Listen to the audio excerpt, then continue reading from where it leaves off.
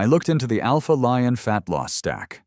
And honestly, it's one of those supplement bundles that looks impressive at first glance, but needs a bit of reality checking.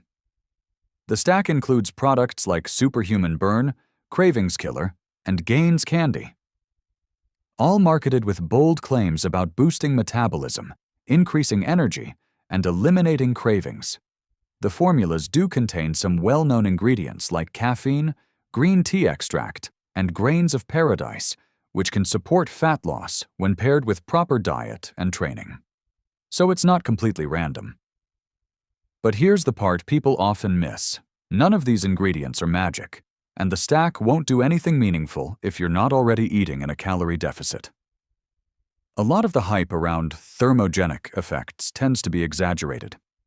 The energy boost is real for some users, but that mostly comes from stimulants.